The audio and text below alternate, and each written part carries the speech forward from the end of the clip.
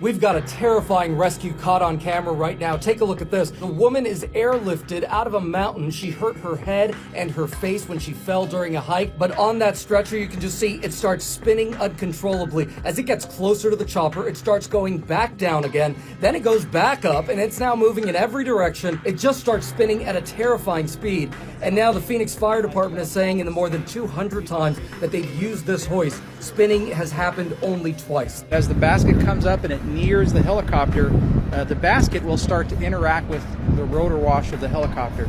And that's when it tends to spin. It wants to windmill.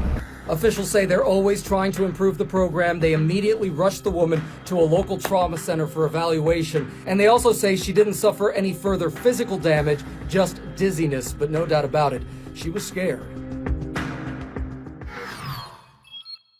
The court does find probable cause. The former Broward Sheriff's deputy who was stationed at Marjorie Stoneman Douglas High School when that shooting unfolded has been arrested and taken into custody. You'll remember seeing this video showing Scott Peterson outside the building where the shooting took place for 27 minutes, never going inside. When it was all over, 17 people were dead, another 17 injured. That Florida deputy under arrest. I texted my daughter Alyssa and I told her to hide, that help was on the way. Well, Peterson was that help, but he froze and he failed us all that day. The Florida Department of Law Enforcement saying there can be no excuse for his complete inaction and no question that his inaction cost lives. Fred Guttenberg, who lost his daughter Jamie in the shooting, tweeting, "You could have saved some of the 17. You could have saved my daughter. You did not." If convicted on all counts, he's looking at more than 96 years in prison. One of his attorneys saying he is surprised by these criminal charges.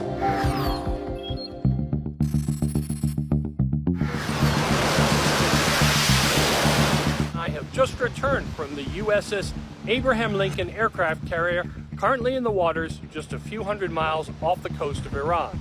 From the deck of the carrier, up to 50 powerful F-18 jets can be launched every hour.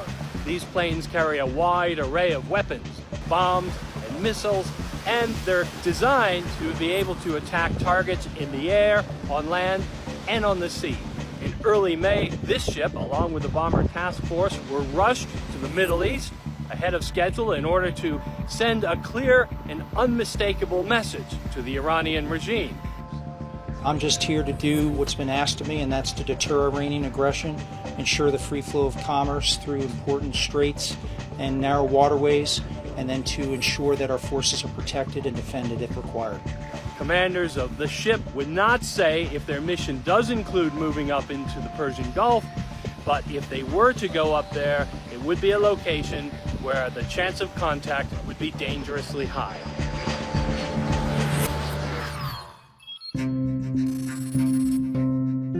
Delos, do you have any idea where your wife is?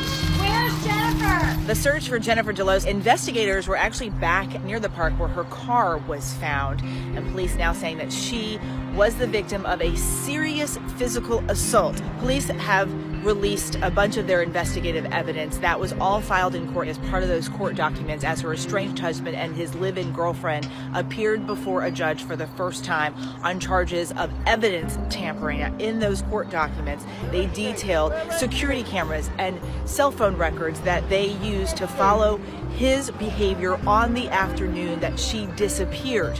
Investigators saying that he dumped more than 30 bags of garbage. In those bags, they found evidence of blood-stained clothing and kitchen sponges, things of that nature. When they tested that blood belonged to Jennifer Delos. Prosecutors saying in court that she anticipates more charges will be coming.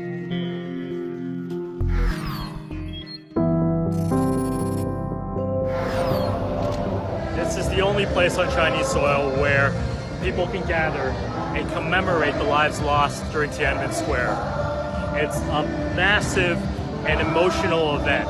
It's part rock concert, a lot of them singing the songs that were sung in the square during that spring of 1989. Beijing city was under siege, and it was a massacre. There's no other word to describe. Just 20 miles north of here in mainland China, even this event is censored. This candlelight vigil, a moment of silence to commemorate the lives lost in Tiananmen Square. Beijing would rather the world forget what exactly happened on June 4th, 1989. But if this crowd has anything to say about it, they want Beijing and the world to remember the lives lost and the blood spilt.